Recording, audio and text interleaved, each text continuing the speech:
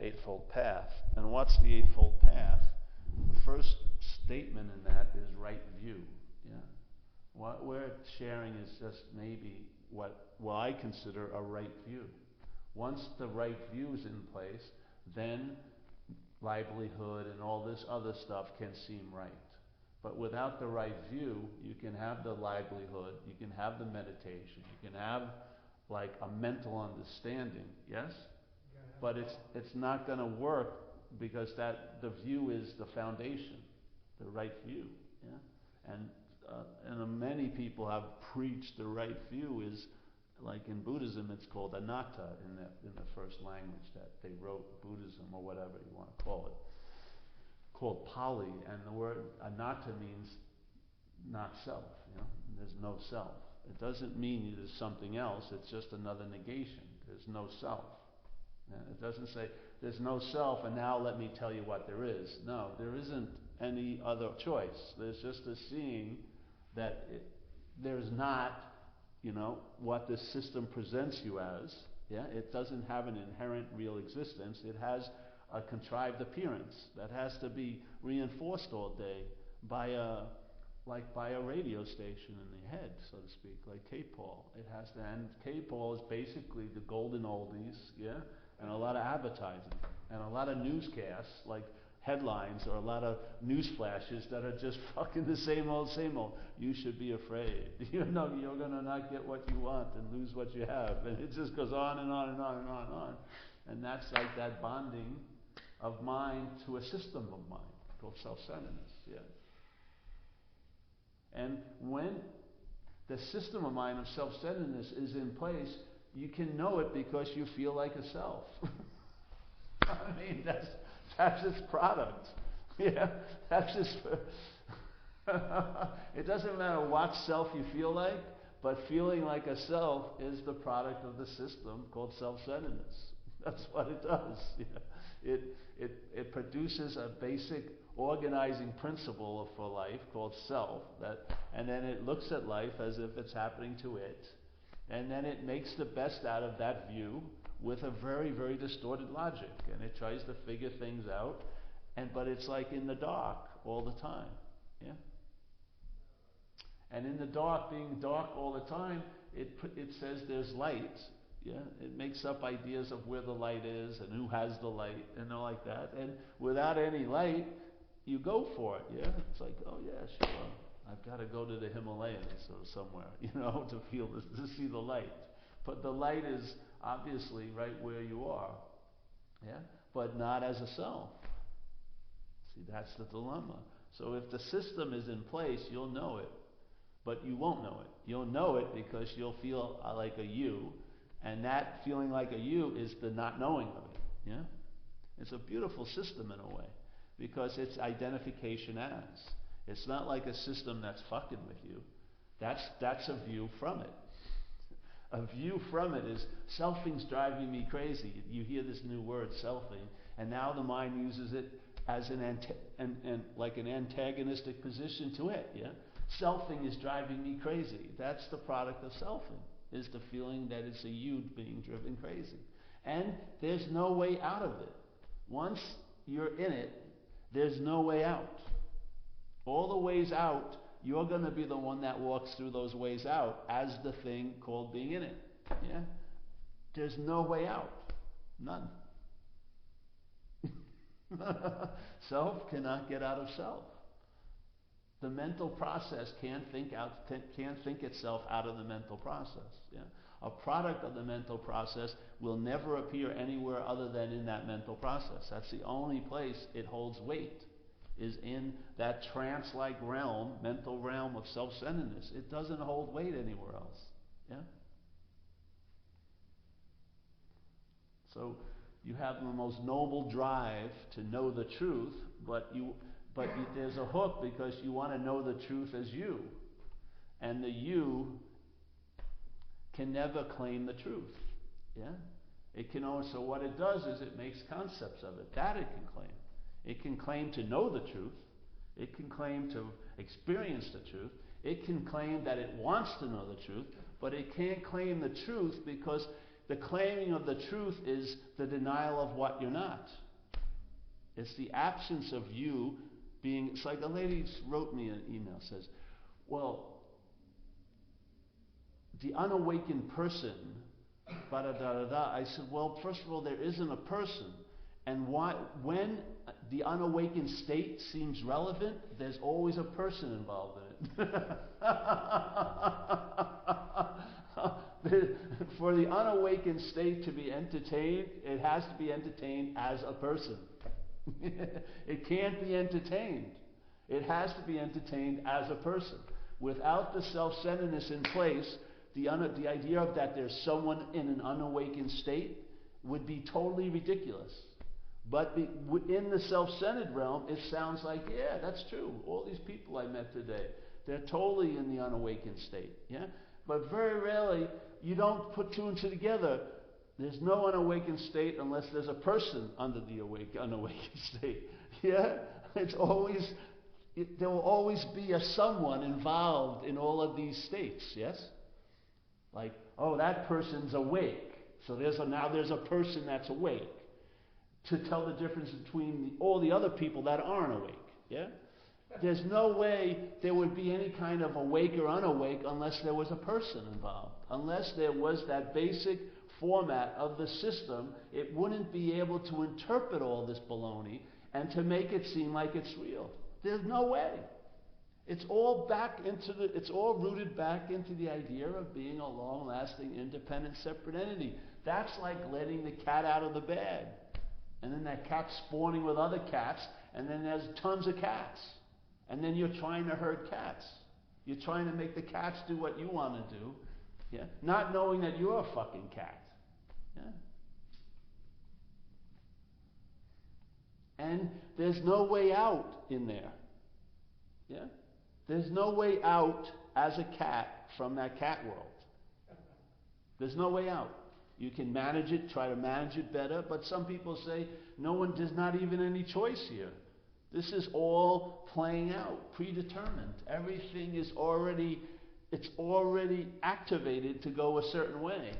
In other words, you as the cat could possibly have absolutely no relevance in the cat world. In the cat world, you may not have even any relevance. You definitely have no relevance outside the cat world, but even in the cat world, it's all made up, the relevance you have. Yeah? Between other cats. But in a sense, you don't even have relevance here. Yeah? So it's an incredible recognition or an understanding when you see that self can't get out of self. It's thrown around a lot, but it's an incredible statement. It's just giving you a perfect bit of information about the flawedness of that system. Yeah? Because what is it when you're in the system? What is one of your main drives is to get out of it, isn't it? If you're really in self, as we describe it, most people who are really in self have a real desire to get out of self. Yeah? Yeah. They have a desire. And when maybe they didn't have a desire, and then one day they learned that maybe it would have been a great idea to have a desire to get out. Maybe at their deathbed, maybe when their wife finally talks to them and say, "You are one motherfucking self-centered motherfucker." Yeah? Something. And then suddenly all the information about, I've blown my whole life. I've been so lack of compassion, could care less about anybody. Yeah? Even the most person who's a seeming person that's totally into being self, at times will have an epiphany about, whoa, I've missed all the beauty in life, yeah? Being so obsessed with me, yeah? So, generally speaking, when you're in it, you want to get out of it. You don't see the beautifulness of that system, how it keeps you? As soon as you believe you're in it, you feel like you want to get out of it. Being out of it is being in it.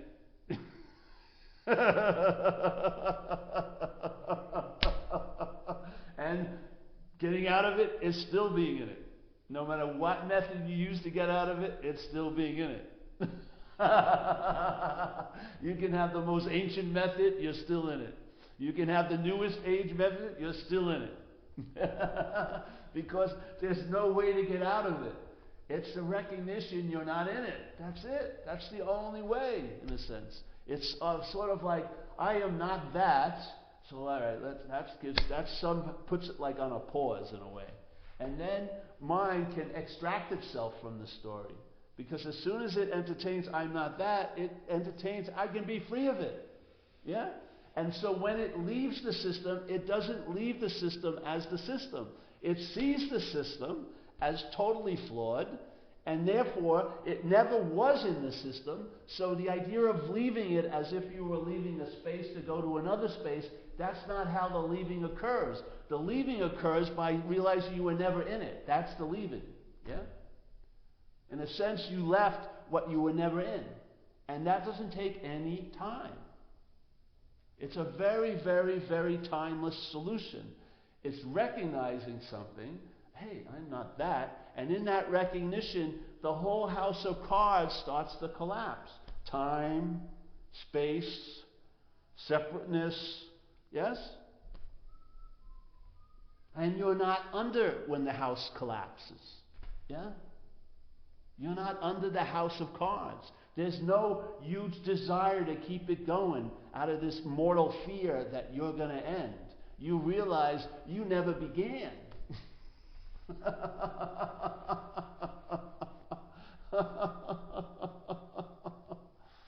There's a freedom in that. There's an availability of a very open space of mind coming out of that little crazy dollhouse of self-centeredness, where everyone wants to be right and be recognized as special and unique.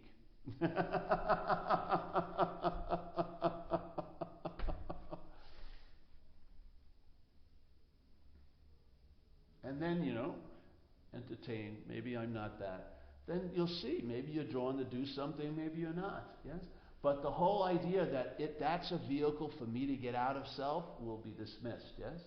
You will not be looking for it as a way out, yeah? You will not be looking for it as a way out. So if you're sitting and meditating, you're not looking for it as a way out. If you're doing something else, you're not looking for it. The whole idea of trying to get out of what you are not in is dismissed, either quickly or gradually. You just realize the transcendence of this place is, for all intents and purposes, being here. Totally letting it be as real as it wants to be, because it shows itself to be unreal. If you're busy trying to make it unreal, it causes it to be real in a very, very strange mental way. It has an incredible bonding ability when you take something that's unreal, right, to be real, and then try to make it unreal. It has such a stickum, you won't believe it. You want to get away from it as far as possible, but you're like that. Yeah? But if you let it be as real as it wants to be, it shows you its inherent nature. It's unreal.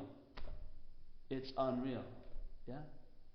It's like if you woke up out of that dream, and that the whole dream was about being chased by a tiger, and so many senses of anxiety and fear were just kept getting produced in that dream. But let's just say you woke up. And then when you woke up, if there was a recognition that dream tiger was a dream tiger, would the anxiety keep getting reinforced? No, there would be an end to it. You may feel a little of a hangover from the activity of the dream, but the dream's effects wouldn't keep on going. Because why? You have woken up to something. It's a dream, it's a dreamt tiger. Yeah? The only way I can be afraid of a dreamt tiger if I am identified as the dreamt object, running from it. Yeah?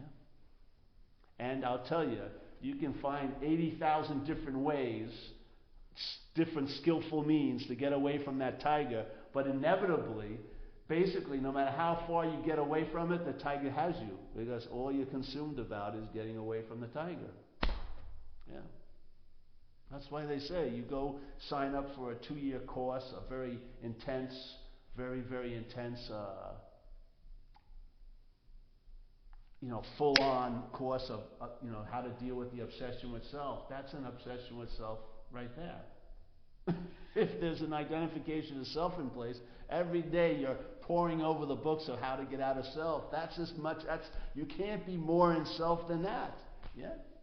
If there isn't a self to be in, It can only appear to be. That's like a very, very strong appearance to be in self, is the drive to get out of it. You really can't appear to be in self almost more than anything other than that. Yeah? Because obviously something must be real to you if there's such a giant movement away from it. Yeah? This is about seeing, It's seeing. The inherent quality of all thing and no thing is awareness. Yeah? How can you not have something to do with that?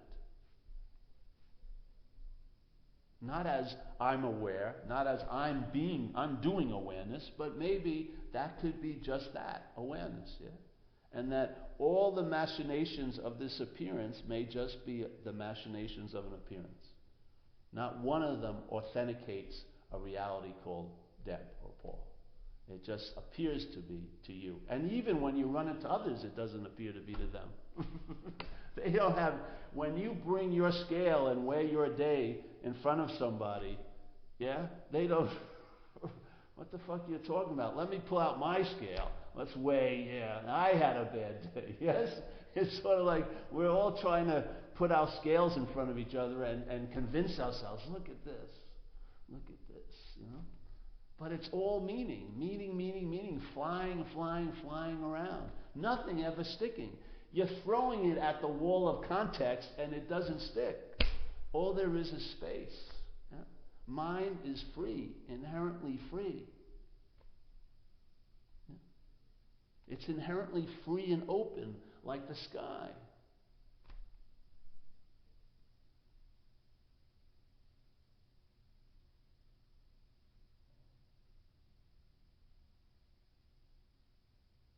There must be a little hook that causes it to forget that and to take on the role of being an action figure in this little story of life happening to me. I would say it's called the identification as self. That's what takes all the possibility of mind, all the ability to entertain, and then funnels it into this crazy idea called me. And then you keep on entertaining because it's an inherent quality of the mind, but now you're entertaining everything from the point of view of a self. So you're entertaining peace is about it probably will never happen. You're entertaining okayness, I will be okay if I do a lot of things. Yeah? You're all of these things now that are possibilities become conditional possibilities. Yeah? And in a sense, once they become conditional possibilities, they're impossible. Yes? They're impossible. You can't package up an aspect of mind. You can't package it up and say, this is peace. Because when you do, there's a package right next to it, this isn't peace. Yeah? Once you attempt to claim it, you have to realize your claiming it is two-pronged. It's a dualistic claiming. So when mind claims peace as something it's going to achieve, it claims both aspects, peace and non-peace. It can't just get peace. It can't. The way the split mind works, when it's interpreting this place into appearances, everything, the coin of that realm is two-sided, everything. So there isn't peace without anything other than that. There's peace with its opposite, yes? And usually, when you claim peace, you're really basically buying a big box of its opposite. And if you watch yourself in time, you're probably engaging in the feeling of not being at peace much more than an engagement with the feeling of peace. And it's even then, it makes it even more unpeaceful when you believe you could be in peace, but you're not. That's a real cruel little maneuver it pulls. So here you are in the reality of not being at peace with the hopes of being peaceful.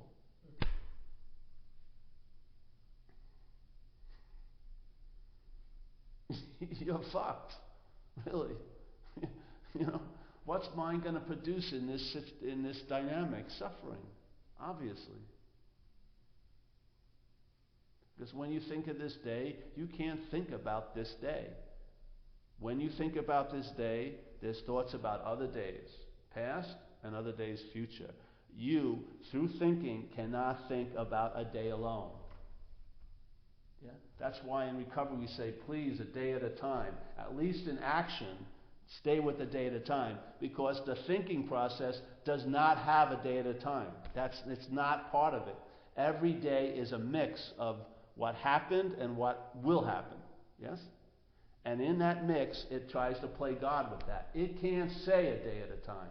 The thinking process cannot stop in a day at a time.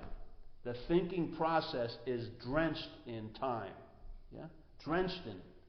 Every time the thinking process rises up as our authority, then you're going to get a whole lot of this and a whole lot of that about what's happened. Yeah? Let's say it's really great what's happening, but now it remembers it may not be later. Therefore, how much do you enjoy it? Yes? You can't even let go. Yet you may have lived under the pretense that you were going to let go that one day when it finally happened, that wonderful event. And yet that wonderful event will just be like a speed bump for that system. It just claims it and drives right over it, and you just keep on looking. This isn't about finding. No way. This is about seeking. This is about agitation.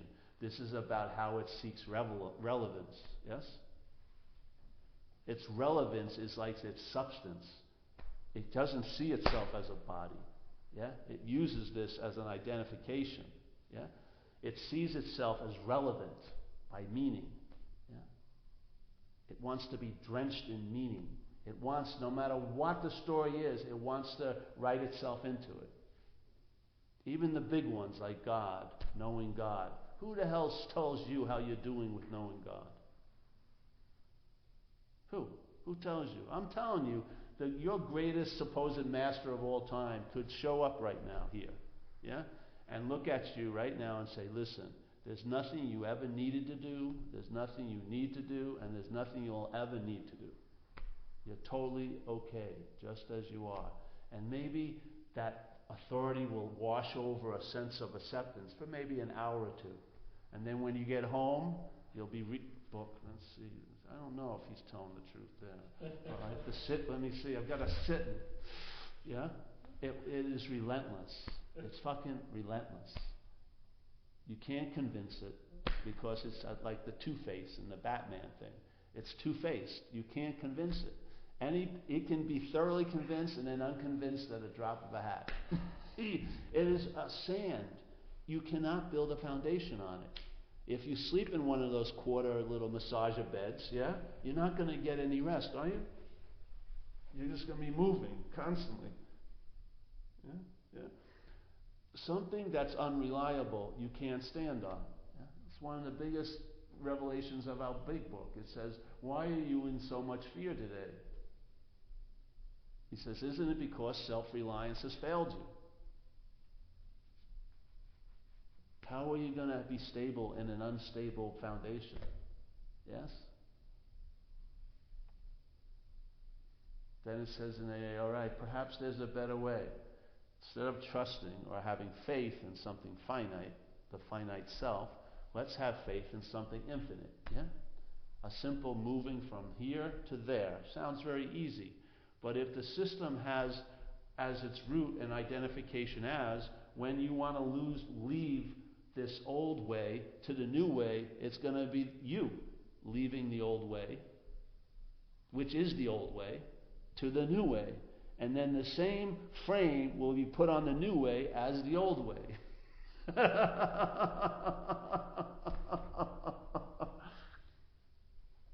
And it cannot not happen that way. Self can't get out of self. It's a beautiful statement. It can produce such a pause when you really see the futility of the mind's movement. Yeah? The mind's movement. Like it says in recovery, the main delusion people are still under, no matter how much evidence to the contrary is, that if I only manage better, everything would work out. Even though their whole life is ruined, seemingly, they still hold on to the idea, and it's not them, yes? The feeling of they holding on to it is the self-centered system, yeah? That system is holding on to its logic. Its logic is to manage, to claim. It doesn't know any different.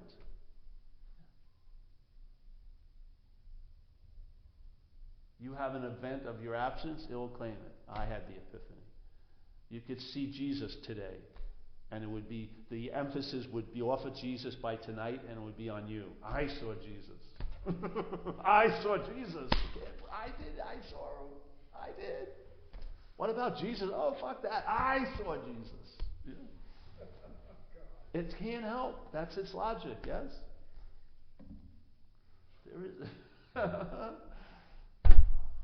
There is a possibility, a very strong possibility, that there is a solution, but not for us. There is no solution for us.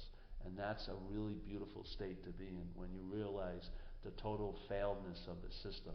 So you'll stop trying to embrace truth by making it into an object that you're going to know. Yeah? I had that once when I was with this guru. I had an event. Remember, I was got hit by the car, and I was having a lot of hallucinations in the hospital for weeks. I don't know how long it went. And I could fly, yeah, and I could fly through people.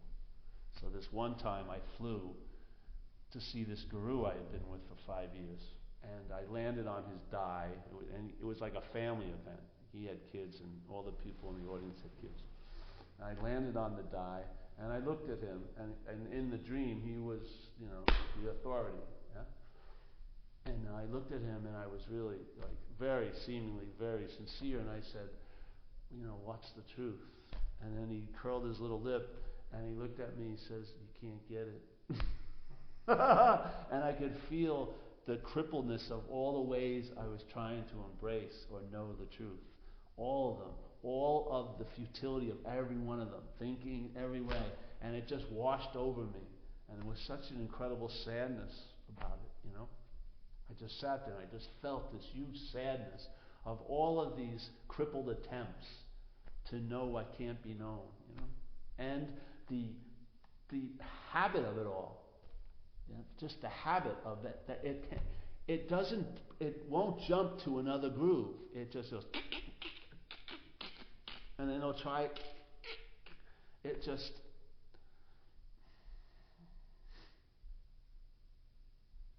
But maybe if you have an understanding, just even a mental understanding of quote unquote the right view, maybe it can initiate the mind coming out of that yogic posture, that self-centeredness. Yeah.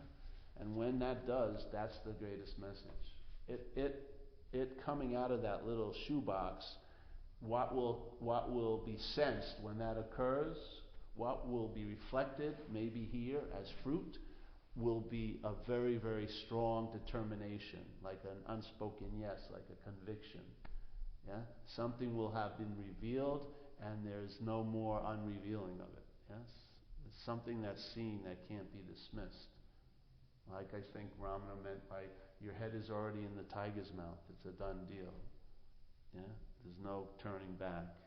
You know, the mind is opened up. There's no you to stop it from opening up. Yes?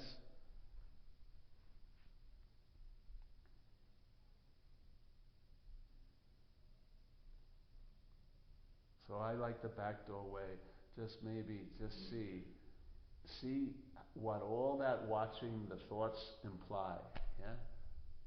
The assumption of it's you doing it, yeah?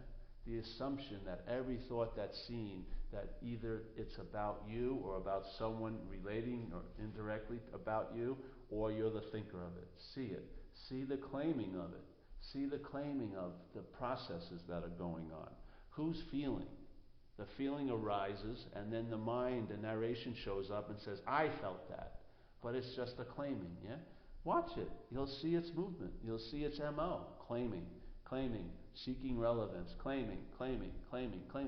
It's assuming processes that are so much more subtle than your digestion system, which in the body, the biggest function of the body that's half voluntary is the breath. Everything else is involuntary. The whole system's running with absolutely no management, no manager, none. And yet, a subtle process like thoughts can be held as I'm the thinker of them. And then claiming the thoughts, and then producing more thoughts around the guilt of it, the shame.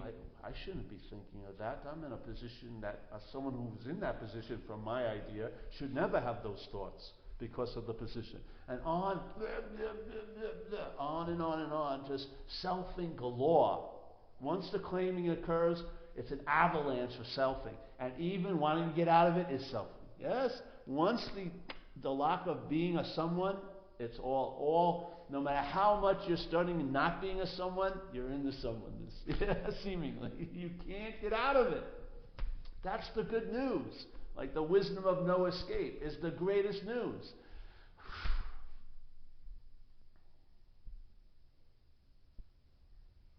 It's like an oasis all day, a pause. They're offered all the time, a pause. It's just like it's a break of that linear story. That streaming of selfing gets broken by a vertical like insertion of timelessness, man. And how you leave the whole stream is realizing you were never in the stream. Yeah? Which doesn't take any time. It does not take any time to get out of a stream that you were never in. If you were, even though your toe was in the stream, it would take you time to get out of it. Yeah? But you get out of it in timelessness, and that's the only solution, because you were never in it. Yeah? Once you bite onto that, it will just reveal itself to be true, I would say. More and more, the eyes will they'll see, and the ears will hear what you weren't seeing and hearing before. Yeah? You'll see this place as like winds of mind that just blow through representatives. Greed and malice and envy. Yeah? You know, in Tibet, they have this big mandala of the wheel of life. You know, it's a big picture of a wheel with supposedly the god of death holding it, yeah? And the wheel has a couple of different wheels inside. So they try to tell a very beautiful like parable about life here in the conditioned appearance, yeah? And what happens in a very beautiful like teaching mechanism, yeah? You could just look at this mandala and you'll get an overview. And in the middle, the middle of this whole moving circle, which is like the agitation of selfing, yes, moving, yeah, is a picture of a pig, a snake, and a cock, you know, like a chicken, yeah? And I think they represent malice, envy, and something else, maybe ignorance, yes? So these are the whole root of all the other activity, yeah? These are the winds that blow the wheel, yeah? The winds. Just mental streams looking to manifest through a possibility called the human figure, yeah? It's like being taken over. We only recognize when there's an extreme takeover, like alcoholism, and we don't even recognize it until later if we survive to take over, yeah? We get into recovery and then stuff's revealed and we start realizing, Jesus, you just taught that to be you, didn't it? That's the fucking dream of self-centeredness. Everything that takes you over is claimed to be you. How are you going to entertain throwing something off you if it's you? You can't. You have to buckle down under it or therapize it or do something to try to get relief. But you can never have true relief because the dilemma is already in place. There's a you, and the you's movement is the claim. So you can have a demon expressing through you, and you'd have guilt and shame about those behaviors. That's how strong the identification of self is. Even when in recovery we come in and they talk about the powerlessness over the drinking and the using, yes? And yet, still people are entertaining tons of guilt and shame about the behavior they thought they did when they were out there. Yet, it's very clearly, and they may be big book thumpers, and yet they're missing a big element. Powerlessness is like, you don't stop dancing with the gorilla until it wants to stop. You didn't have any fucking say in it. Why is the system still cooking up tons of guilt and shame? Because the system is whirling in place. You were the doer. I don't care how many forgiving prayers you read. In your system of thought, you were the doer of those actions, and you should fucking suffer. Yeah? Check it out. You can read everything about how you should be forgiven, but in that system of self-centeredness, you're the doer. of everything that's happened through you, you are seen as the doer. Yeah? All guilt and shame rests on the branch of doership, personal doership. You can have the most clearly articulated statement and have your own experience that it's true that you were powerless, and the mind, the conditional mind, will still be generating guilt and shame over and over and over again because of its claiming as being the doer. Yeah? That's what happens when people get sober. Now they see the rawness of the system that they were under, and it's fucking scary. Yeah? They really see that, oh, I thought it was because I did coke that I acted like that. Then they realize, fuck, I'm acting like that now and I haven't done coke in a couple of years.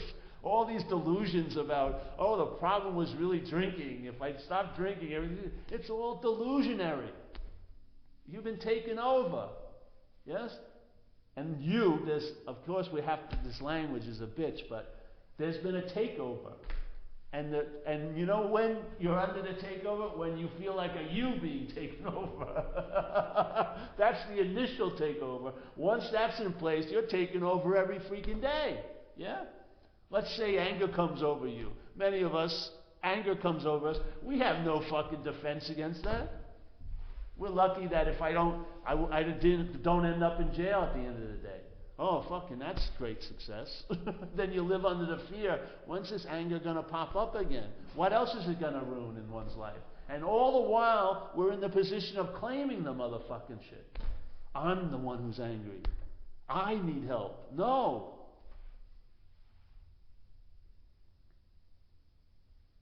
These are all generated, but there has to be something in place for these possibilities to have so much carte blanche running through your life all the time.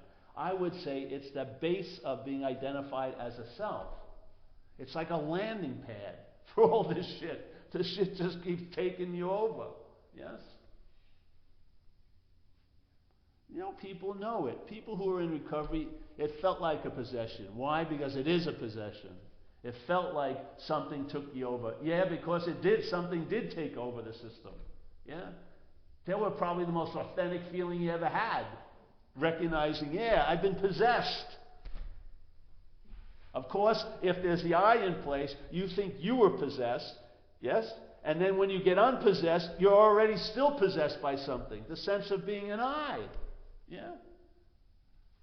The mother of all possessions never gets seen, which opens you up to all the other possessions. The one that if it's like that first knot in a big long string of knots, you know, you're trying to get all this relief by loosening these knots, but they all seem to knot up again. Yeah. If you go to the one knot that they all stem from, if that one loosens up, you'll see the effect in all of your aspects of your life. You're on to something then. Yeah. Ding! The bell goes off. Ah, so it's true what it says in the book. Self is what has defeated us. You see it, yes? Not as an adversary that's something, but as a mental system that we've been seemingly saddled with. Yeah? Why? Because we're identified as it.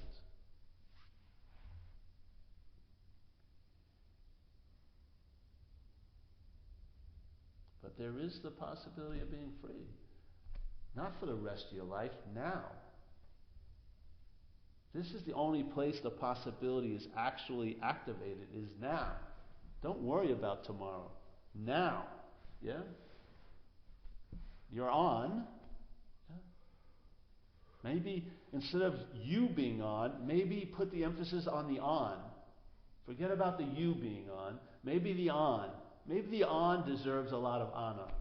You've had enough honoring, you know? All the obsession about you, fuck it. But maybe the onness, maybe that to be honored, yes? So the emphasis of the day isn't on you, but it's on the onness, yeah? The sense of consciousness, the sense of awareness. Maybe that, yeah, could be the center. Instead of self-centered, maybe that could be centered in that, yeah? And if you're centered in that, wherever you are is the center. No matter what condition you seem to be in is the center. Yeah? In self-centeredness, it's a very small world. Yeah? This is a very, very large space, because wherever you are, it's expanding. Wherever you are in self is contracting.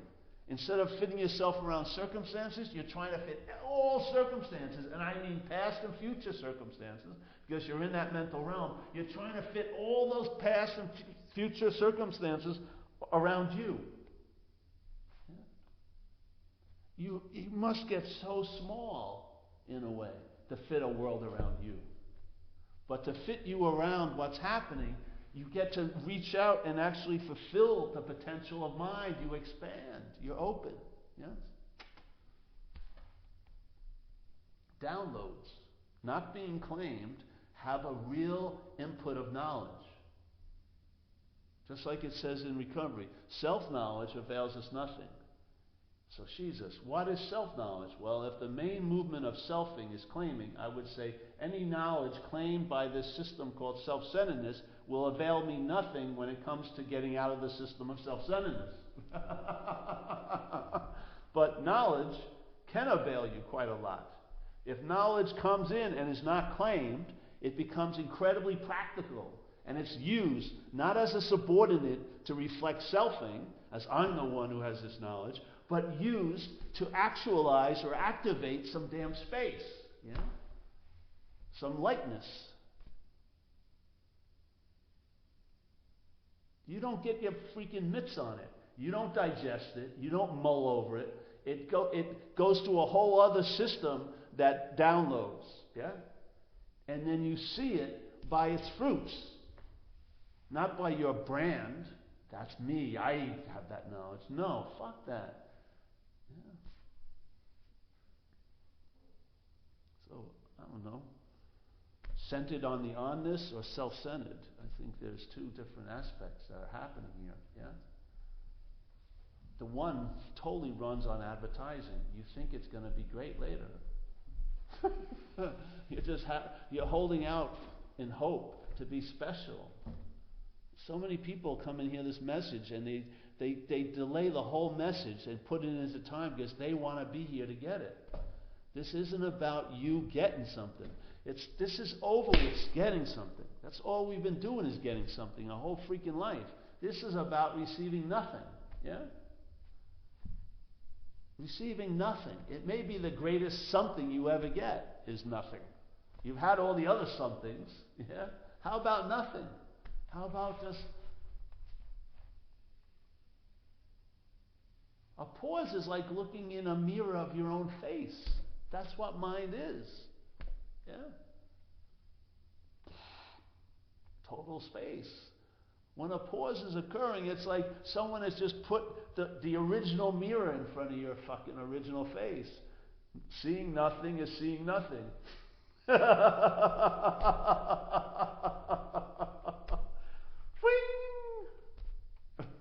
What's the difference between seeing nothing and seeing nothing?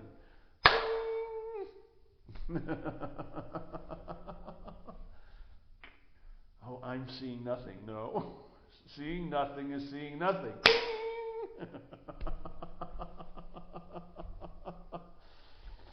It may take it may take millions of that, but one of them could be sufficient. Who knows how many? But the emphasis will shift, yes? And then you'll travel lighter. Yeah? And then at the end, none of this will mean anything, really. When what we call going, when we go from here, there was never any here to go from. You won't be hovering around remembering and going over all your regrets about what you should do or shouldn't have done. That stops. The body ends, the conditional brain ends. You know? Even if you think there should be a few more chapters. So why not see? Why not go to the author page and realize you're not the author? Yeah? And then you'll have a story here. And it's sort of cool. Everyone has a story. Yeah? But it won't be your story. There'll definitely be a story. We're all action figures. We're all running around having events occur. Yes? There's what you call a field of experience that we're in, seemingly. But to have a story instead of my story is a huge difference, babe. You know, it is. I saw like a 2-year-old baby today in Whole Foods just beating on his mom. Like, I don't know what happened before, like maybe he didn't get the thing that, he pointed to. He's just beating on her. And he couldn't talk. But it's like, this kid, this is just happening. He's not like, I'm mad, I know who I am, I didn't get what I want. It really shocked me, It's like, wow. And I was told I did that when I was a kid, and I don't remember that. It's like, just beating, wow. But the thing is, when he forgets, it's forgotten. Yeah. The parent may think about what happened. The kid won't even, it'll be gone like it never happened. Yeah? That's like it's like every day's like an Etch-a-Sketch, really. And then it's gone. There's never you can't frame any picture. They're just, all coming and then getting erased, coming and getting erased. Yeah. No questions, tonight? No.